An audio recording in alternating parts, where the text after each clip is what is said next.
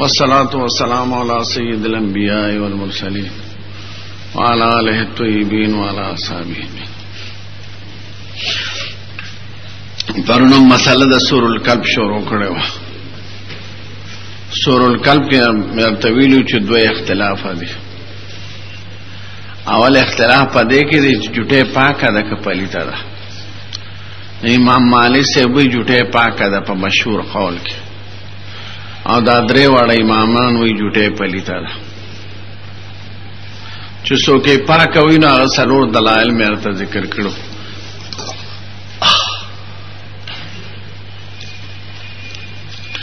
دو پا حدیث کی اور دو پا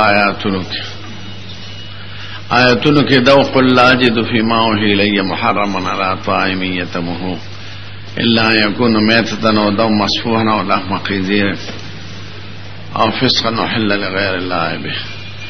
سلور سیزونو علاوہ ټول حرام نه دي. امام مالک سے ہر جمدی سے پاک وای او د هر جمدی سے جوٹا پاکا وای. کدا خنزیر وی کدا شرمخ وی کدا گیدڑ وی دا خنزیر جوٹے تم پاکا وای. دکا غوی ما طهور لا ينجس شیء ذکر نو په جوٹا کیولو باندې خو تغییر په یو د اوصافو کې ناراضي.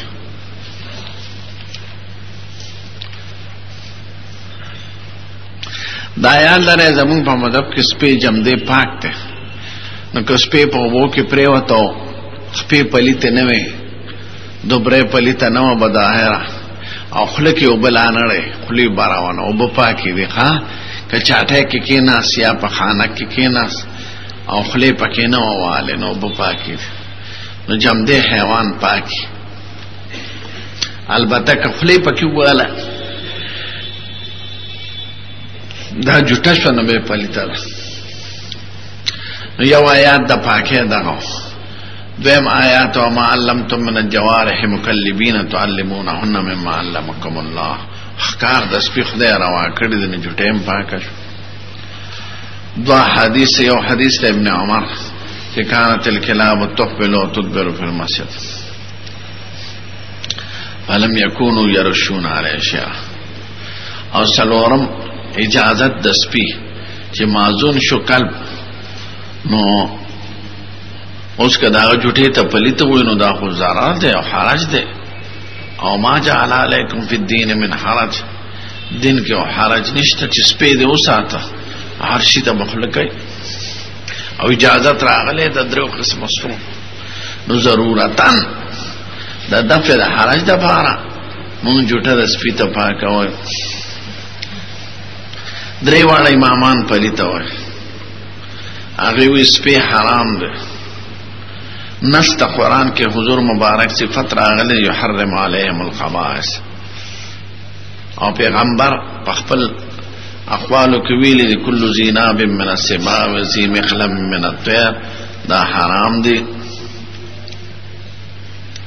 نو چی حرام دی خو وقع حرام شو پلیت شو او حرمت لینی یہ تقاضا دا نجاست کئی او چی لار پیدا کی گی دا وقع نانو لارم پلیت شوی. دویم سمرا حدیث دا غسل چراغلی دی ایسر طهور انائی احدکم او فلیورخ و امر راغلی دی دا او بطوی کے او پاکی دل دلوخی پا دی رازی. نو معلومه داشتا چی دا وینزل دا پاکی دا وجه ندی چی پاک شی نو که دا پاک وی دا مخی نو طهورو تا ستاجت دی او که استعمال دا شیوی رواوی نو فلیورخ والی وی توی کے و معلومه داشتا چی پلیت دی. دا پرونی سبق آدم در توقع اجمالا قیالم دیکھنا اس دا غید دلائل سے جواب دی. اول آیات دو قل لا جد فی ما اوحی لی محرما علی طاعم یطعمہ خدای سرور سیزون آرام کردی. نو زمون دا درې ورنه فقها کرام وای دا حصر د سلورو په مقابله دا غید حرام شو سیزونو کړي ځکه غي بحیره وسیله سام دا سیزونه راخیو. خدای وی ما جعل الله من بحیره ولا صائمه ولا حام ولكن الذين كفروا يفترون على الله الكذب واكثرهم لا يعقلون. دا حام اوخ او د صائمه او د بحیره په مقابله کې خدای دا سرور سيزونه ذکر کړی دي نو دا حصر اضافي دی په نسبت سره د کفار محرمات ته محرمات د کفار د ځان نه جوړ کړو نو خدای د طرفه حکم راغی چې دا سيزونه حرام دي دا نه دي حرام دا خو تاسو جوړ کړی نو حصر په نسبت د محرماتو ټول سره نه دی حصر په نسبت د محرماتو د کفارو ته نو دیتا حصر اضافی ہوئی دویم دا چی صحیح حادثو کی حضور مبارک ہوئی دیر سیدونا ما حرام کردی دی گوارے اسنا چی دا سی سڑے پیدا شی چی دووی چی کتاب اللہ کسا حلال دی اگا حلال دی و چی سا حرام دی اگا حرام دی نا دیر سیدونا وی ما حرام کردی دی جملو حرام کی سپیات کردی دی خدیم آیات اغی پیش کهو وما علمتم من الجوارح مکلبین منگوی آیات دا دی دا پارا دی چه خکار دا دیسی زلال دی دا سنا چه عرصه بے خوره ذکر خدایوی فکلو مما امسکنا علیکم دا من تبیزیه دی نو چه پخلیونی سی نو سو خو دا سی نخوری تبا تی بانیو باسی او بے وینزی او دسماتی با تلرکی وینا با تلرکی بے خورا او کتش د نیو په وجه باندې ټول ښکار لاله وینه او شټو سره به څه چل کی آیات کې خدا ذکر نشته کته په عموم د دې استدلال کې چې د سپی ښکار لال ده یعنی هر شی خو نو به خو پکې وینه او د سپاتم پکې راغ نه د آیات سیاق د دې لپاره دی چې ښکار د دې سيزونو روانه باقی خوراک به دا غسیس کې چې د خوراک حل وي لایق وي او د غرزول به غسیس کې چې د غرزول لایق وي نو د خلی جوټه چې دا غو وینځي باندې به ته وباسه وینا به تلر کې او د سماته به تلر کې سټي به تلر کې ځکه اوسه احکار کوي سو احکار کوي نو د احکار مطلب دا نه چې ټول شی بخوره نفکلوا مما امسکنا علیکم خوره باز آگا سچ تاسو تا دی سپینی ولی نو با آیات کی دا مطلب نده چه طول بجمیع عذابهی بخوره دا آیات مطلب دا چه خکار دا سپی حلال لے باقی خوراک خوب مطابق دا قواعد ہوئی نو چه سنگ دا وین لرکول او دا سوٹی لرکول ذکر نشتا پا آیات کے نو دا شان دام پا کم نشتا چه جوٹا بے پاکے وینزی بے او کنا بے پاکے نو چې څنګه غلر کې نو دا جوټه به مو وینځي لاړ به وینځي بل پور سره خو پاکي مسس نو دا آیات نه دا معلومول چې لاړم پاکي دي د استدلال او حنم بیت العنکبوت ډېر ضعیفه آیات سیاق د دې لپاره نه چې ټول شی بخوري آیات سیاق د دې لپاره چې د سپیخ کار چې معلمي راواره او چې غیر معلمی ناروا او سپی چونکه تعلیم قبلی د نور حیواناتو نه د آیات سیاق د جواز د ښکار او د ښکاری شي ده نه د بیان د دې د پاره چې بجمیع زایبی بخوري درې ماغي دلیل د ابن عمر ویلو چې کانت الکلاب تقبل وتدبر فی المسجد فلم یکونوا یرشون علی شیء مونږ د سپی جوټا نه دا استدلال کو چې سپی په جماعت کې تری لاړې به پاکي شي نو موږ وی لاړو باندې ځکه وبنه کې کړي چې لاړې اول یقیني ښکاری نه دویم دا چې زمکه پوهچېدو پاکي او که د سپی تیرېدو نه د لاړو د پاکېدو دلیل نیسي نو دې سره خو تبولو ذکر هم راغلی دی په ابو داود کې په بخاری شریف کې کانت تقبل و تدبر او په ابو داود کې کانت تبول و تقبل و تدبر فی المسجد بول به هم کول په جماعت کې ځکه سپی په دې سپی کې چې دا جماعت ته دکان دی نو کتش تیرېدل دلیل د پاکوالي د لاړوي نه به تش تیرېدل دلیل د امتیازو د پاکوالي شو نو بعد شوافی وی چې نه چې بول به خارج د مسجد نه کول او به دنه تشریف راوړل مونږ یې بس پیو چې په دې پیدل چې دغه جماعت ته تیرېدل خو روا دي خو امتیاز پکې ناروا دي بیخ ورسره داسې وایه چې کانت تبول خارج المسجد ثم تتوضا وتقبل وتدبر في المسجد. میتیازې به یې مکړي بیا به یې چارهدام وکړه نو بیا به په جومات راتله. دا بول ذکر دی صراحتا. نو تش مرور نه دا معلومول چې لاړې پاکې دي بیا خو د دې نه بیا د میتیازو پاکوالی معلومېږي. خو د هغې مطلب دا چې لم یکونو یرشون علیشن اول لاړې محسوسېږي نه عام.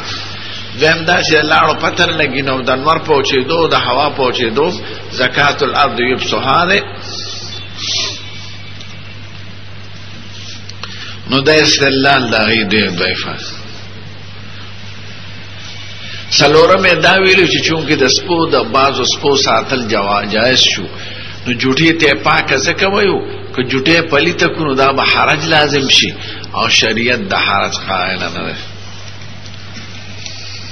مونږ دا واجبه خبره ده. حرج دوه قسمه دی. یو دا هغه چې د هغې دفع کیدی شي په اسانه او یو هغه دی چې دفع یې نشي کیدی. حرج چې شریعت وی نشته نو هغه چې په ګرانې او دفع کېدل یې ګرانې. کني شریعت خو ټول احکام تکلیفي دي. مونځ ګران کار دی که نه دی او د چارهدام ګران کار دی که نه دی. روژه نیول په ګرمه اوړي کې ګرم اوړي کې ګران کار دی که نه دی. نو بیا هم دا ټول جایز که چې ځکه شریعت کې حرج نشته. او د هغې نه آسان مثال د سپي نه ځان بچ کول ګران دی که د ماشوم د غېږې د میتیازو نه. ماشوم هلک خو خلک هلي او وړه ماشومه جینۍ هلي نو پکار دا چې د هغې میتیازې پاکې شي ځکه حرج دی. د مور په جامو میتیازې کوي د پلار په جامو میتیازې کوي. د سپي نه خو ساتل اسان دی د لوښو او د ماشوم نه ساتل ګران دی. حال دا چې د ماشوم میتیازو ته تاسو ټول پلیت وایي او وینځل یې ضروري ګڼئ نو دغه شان د سپي جوټه هم پلیته ده او وینځل یې ضروري دي. نو که د حرج وي نو حرج خو په ماشومانو کې زیات دی. پوهېږئ که نه؟ نو هغه حرج شریعت ته خوښوي چې دفع یې ګرانوي. لکه تا ته وایي چې په ولاړه مونځ نشي کولی په ناسته کوه او چې ته په ولاړه یې راپرو بځې تکلیف به یې درته. یا سفر دی روژه نیول درته ډېر سختې اسباب نشته نو شریعت وایي خیر دی روژه مه نیسه بیا به قضا ونیسې. یا مرض یې پاتې شي د سپي هغې کې خو حرج شته خو دا حرج دفع اسانه ده. شریعت هغه حرج معتبر ګڼي چې دفع یې مشکله یي. امار ته وی د حرج د سپي نه حرج په ماشومانو کې زیات ځکه روز و شب خلک لوبوي. سپي خو یا تړلي یا بار پروتي او ساتلی شوي سپي هغه شي ته خوله کوي نه. نو دغه ختم شو. نو مسلک د درې واړو امامانو اولا بالاتباع دی چې د سپي جوټه پلیته ده. دویم اختلاف په دې کې دی چې سپي جوټه کې نو وینځل یې څو کارته دی. نو دې کې دا درې واړه امامان په یو طرف ته امام ابو حنیفه په بل طرف ته یعنی اووه کارته هغې وایي فی الجمله اجمالا. امام مالک صاحب اووه کارته کافي دي تطریب ته مجد نشته. شافعي صاحب په یو قول کې وایي اووه ځله به او تطریب به هم ورسره کوي خو تطریب مستحب ګڼي. امام احمد صاحب وایي اته کارته به کوي اتم کارت کې به تطریب استعماله. نو اووه خو ټول وایي. زمونږ امام ابو حنیفه صحیح قول دا دی چې اووه ته مستحب وایي او دریو ته ضروري وایي. ظاهر د حدیث تایید د هغې کوي ځکه دې کې دا راغی ولغ فی الکلب غسل سبع مرات اولاهن وقال اخراهن بالتراب. اول کرت یا آخر کرت په تراب دی او کله وافروها الثامنه بالتراب اتم کرت په خاور دا د دې حدیث نه جواب څه دی ځکه ظاهر د حدیث دلالت په وو کرته کوي.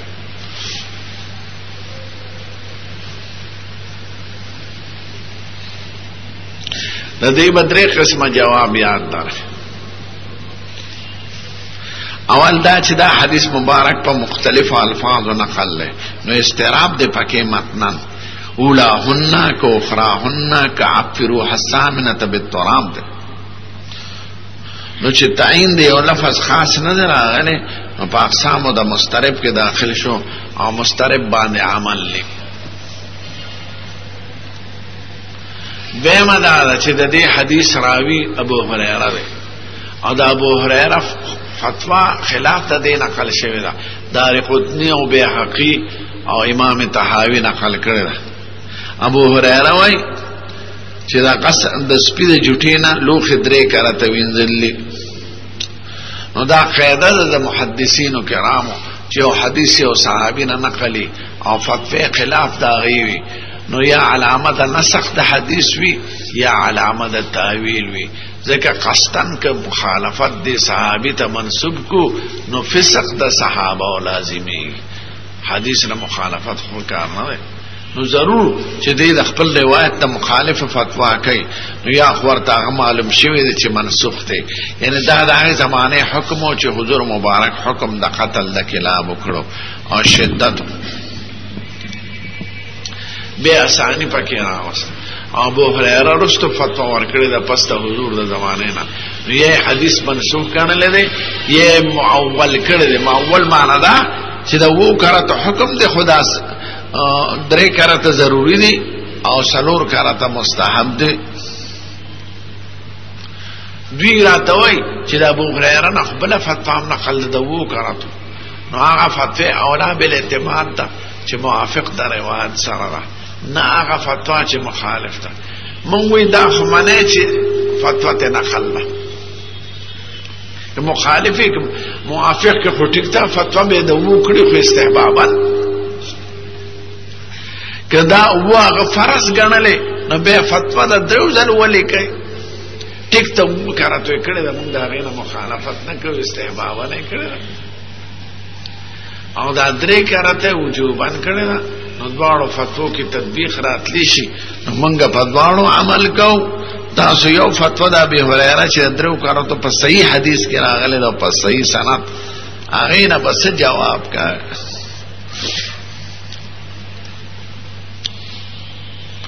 نو چې فتوا د صحابي او راوي د حدیث مخالفه د روایت دا غلا نو یا علامه د نسخ وي یا علامه د تاویل. دا دو جواب. دریم دا ده چې موږ هم په دغه حدیث عمل کوو. موږ 2 کرته مستحب وایو لکه شوافی چې تطریب ته مستحب وایي او حنابلہ تم کرته مستحب وایي. سره دی چې حکم کې دواړه راغلي دي عفروح السامنة بالتراب او اولاهن بالتراب یا اخراهن بالتراب. نو په حدیث خو زمونږ عمل دی خو تاسو ټولو په نیم ته ضروري وایي او نیم ته مستحب وایي په ترابو کې یا په اتم کرت کې. نو موږ دا شان مراتو کې بعضو ته ضروري وایو او بعضو ته مستحب وایو. نو 3 کرته فرض شو او 2 کرته مستحب شو.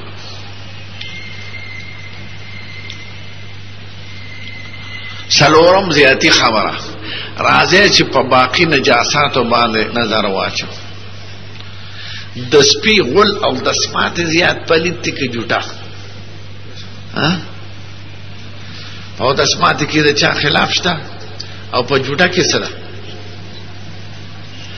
امتیاز سخت پلیت دي کې جوټه پلیت امتیاز ځکه امتیاز ما ورته ویلو کنه چې احناف نجاست خفیفه غدا کوي چې اختلاف د ادله راغلي یا اختلاف د ائمه راغلي. نو صاحبین اختلاف د ائمه او دلیل د تخفیف ګرځي په نجاست خفیفه او غلیظه کې چې فقها پکې مختلف دي. امام ابو حنیفه اختلاف د ادله او سبب د تخفیف ګرځي.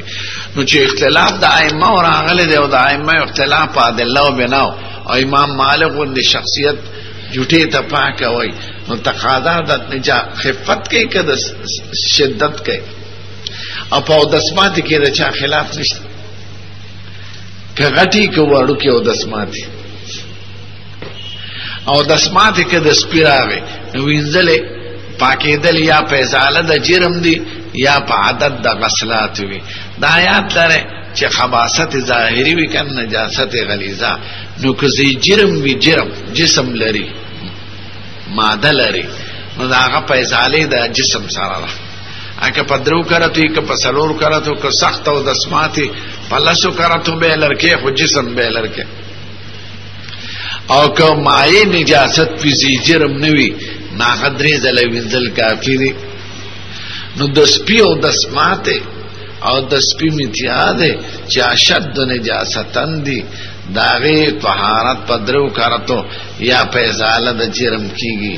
نو چټه خدای په نسبت خفرا نو داغه پاکي دل پسو پکار دی پدرو پکار دی. نو زمونږ نظر ټول په قواعد او د شریعت ته.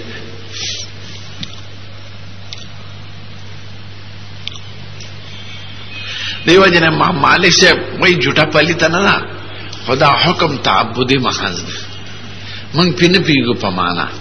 امار تا ابن رشد فیلسوف کلام پیش کرو چې نه پسپی کی ظاهری ماده ده اسه نه چخله کی دا غلی وانتو بصری. نو شریعت وہ کرتا عادت دو دا په شفا په باب کې استعمال دی نه په طهارات کې. طهارات خو پدری ظلم کیږي کما مائب نجاست فی خدری ظلم کافی دی او کمادی زی جرم بھی نو ازاله د عین ضروری ده. نو په وو کرت باندې ولی شریعت تصریح کړل هاوی دا باب د شفا دی او د علاج دی او علاج او شفا کې وو کرت استعمال شي. او یو بل مناسبت پښتا د اصحاب کهف سپی اصحاب کهف سمرو وکسا سيكون ثلاثة رابعهم كلب ويكون خمسة سادسهم كلبهم بالغيب رجما بالغيب ويقولون 7 وثامنهم كلبهم قل الله أعلم بعدتهم ما يعلمهم إلا قليل فلا تمار فيهم إلا مراء ظاهرا. دا اصحاب کهف سپی دونه کانو سره مرګره شو او کسانو شهادتګان او د مشرکانو نه لاړ من د توحید قائل. نو په لار په سپیم ور سره یو ځای شو هغه کولې کو او ورته زه تاسو سره ما غسپې د وو کسانو د وجه نه څه شو نه شو د دیو جن سپی جوټه کې و ظلم معتبر ده. ګلستان بابا نو په خپل کتاب شریف کې وی پسر نوح با بدن بنشست پای بدن گرفت تو کافر شد. او سگ اصحاب کهف چند روزی چند پای نیکان گرفت مردم شد. او سگ پسر نوح با بدن بنشست خاندان نبوتش گم شد. ګلستان بابا ویلي کې شمالي اتحاد وی اصحاب کهف سپید نیکانو سره کېناست خدای ته سړی جوړ کړ او د نوح علیه السلام زوی کنعان د بدو خلقو سره مرګره شو. نو خاندان د نبوت داغه په حق کې ختم شو. نو صحبت د نیکانو څنګه ده خدای نو دې سپیکي چې دا وزل راغله ده دا د اصحاب کهف د قصې سره مناسبت لري. بس ته کوشو دا دویمه چې تاسو عمل په وکړئ ښا ځکه چې خروج د خلاف د علماو نه اولاده کې استحبابني که فرضني عمل په وکړئ وزللو خوینده خپل کور کې وي یا جامه وي یا سبل سي. ابا ما جاء فی سور الهرته د پښو جوټه د پښو جوټه کې د قوله دا درې واړه امامان مبارکان دی جوټي د پښو ته پاک وي علی الاطلاق.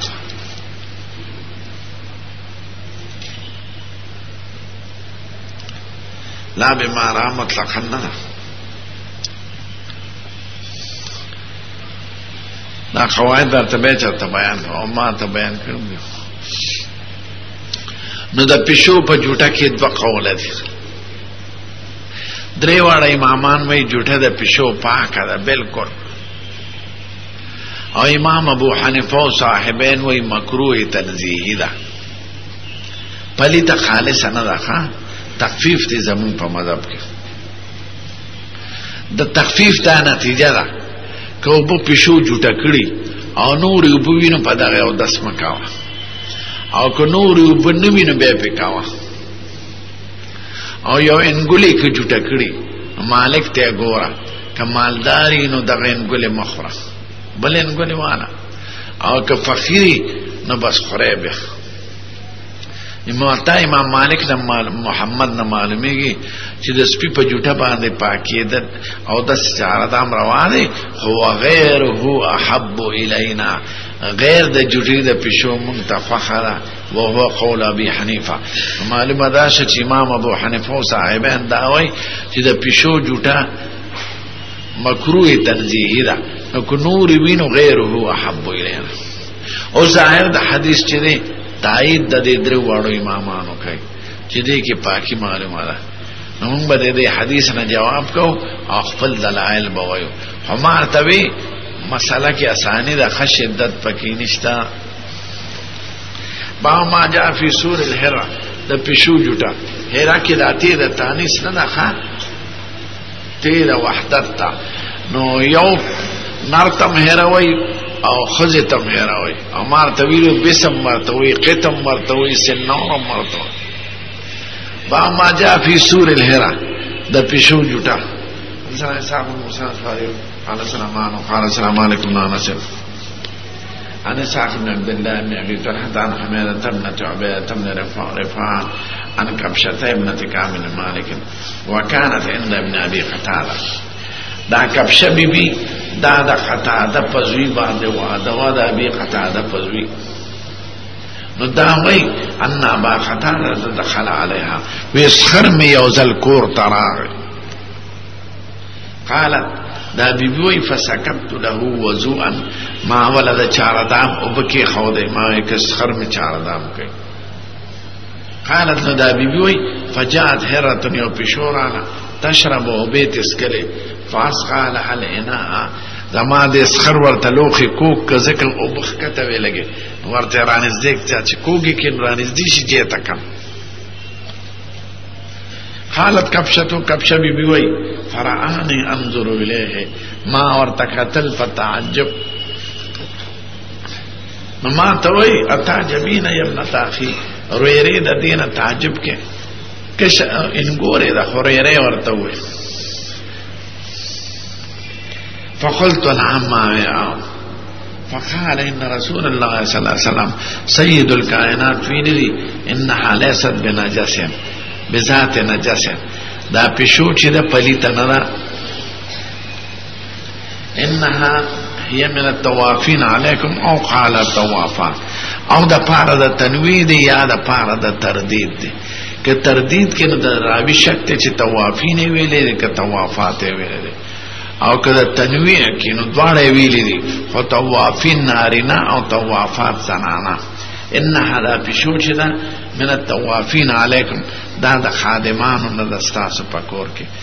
طواف خادم ته چې ګرځي په کور کې نو پښو ګرځي دا متاع البیت او طوافات اینو یا شک دراوی دی په لفظ د مصطفی کې یا تنویع دی چې حضور دواړه لفظ ویل دي خو طوافین نارینا او طوافات زنانا.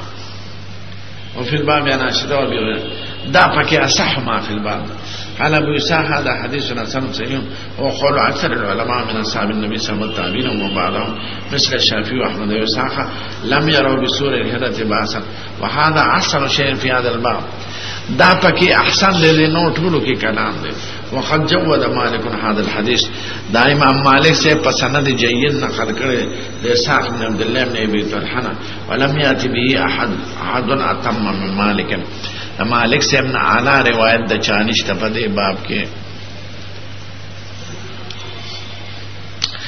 نو دا حدیث دلیل د دې شو او علت پکې تطواف ته چونکه د دین ځان ساتل ګران دي د دې خادم حیثیت ته. نو پښو ګرځي نو جوټه نه ځان ساتل ګران دي نو پاکه خمن چې جوټه پښو ته پلیته ویولې ابه د دې حدیث نه جواب مونږ یې راځي چې وګورو دا خو عمل د یو صحابي دی او کلام د مصطفی نقل کړ. خروج مخکې حدیث د ابي هريره ستر شو ودا ولغت فی الهره غسل مره چې پښو جوټه کې نه یو ځل به وینځل کېږي او حدیث صحیح. نو چې غسل د هره د جوټې نه راغله نو معلومه ده چې مکروه تنزیه ده ځکه یو ځل خو به وینځي. دویم په صحیح حدیثو کې راځي الحرة سبع او کله السنور سبع. حرة درنده ده ځکه زیناب ده، پنجې لري، داړې لري، او د زیناب غوښه مرداره ده، پلیته ده، او لعاب د غوښې نه پیدا کیږي. نو پکار دا چې جوټې پلیته وي لکه د سپي، خو چونکې علت تطواف ته ګرځېدل دي، ساتل ته ګران دي، شریعت پکې اساني راوستې ده. ځکه چې د کوم سیزونو غوښه پلیته ده، جوټې هم پلیته ده، لکه د سپي، د شرمخ، د ګیدړ، د ټولو حیوانات. نو که دې ته ګورو نو د پیشو غوښه څه ده؟ پلیته ده. نو جوټه دې هم څه شي؟ پلیته شي.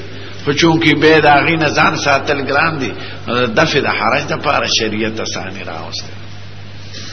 نو الحر سبع دا او غسل مرتن دو حدیث حسن راغلی دی. اوس دا حدیث مبارک چې راغلی دی، یو خدای کې دا دو زنانه دي، حمیده ابن عبید او کبشه. که کبشه صحابي شي خو جهالت د صحابي ضرر نه لري، خو که تابعیه شي نو د دې حال نه معلوم. نو حمیده او کبشه متعلق ډیر محدثین وایي چې دا مجهول دي، نو روایت د مجهول نشو، او روایت د مجهول قابل عمل نه ده. ویم دا چې د حدیث کې په خپله که دا سیم کو، نو دې کې داسې کلام دی چې معلومیږي چې دا امر غریب و. ځکه د پیشو سره واسطه د ښځو زیاتې که د سړو؟ ښځو که کور کې اوسېږي، او د بیبي ورته کتل په تعجب سره، ځکه دا امر غریب یې وکړ. نو د زنانو خو دا طبیعت و چې پیشو جوټه ښه نه ده، او د اسخرې لوښې ورته ښکته که، دا ورته داسې په تعجب ګوري، ورته وایي تعجبینه یا ابنة اخي، رویرې ته تعجب کې وی آو. نو تعجب خو د امر غریب نه کېږي که نه. معلومه دا شه جوټه د پیشو نه چې ابو قتاده کوله، دا یو امر غریب و، زنانو په دغه کې دا نو. او رواج دا و چې د پیشو جوټې نه ځان ساتل پکار دی. ابو قتاده دا کار وکړ. نو دا تعجب د ابنة اخي علامه د دې ده چې جوټې ښه نه ده. ابو قتاده د جواز صورت وښو. نو ما ورته وی چې د پیشو جوټه موږ هم پاکه وایو، خو که بله وي نو بیا به دا نه استعمالی چې خروج د خلاف د علماو نه راشي. ځکه اذا ولغت حرة غسل مرة، شریعت نصن ویلی دی چې پیشو جوټه کی نو یو ځلې ووینځه، نو جوټه یې ښه نه کړه. نو احتیاط په دې کې دی د احناف په مصرف کې، که اوبه وینورې نو په دې اوبه اودس مه کوه، او که خوراک یې دغه کړي نو که مالدار نو دغه دې نه خوري، او که فقیر نو خوري دی. بس ته کوشو.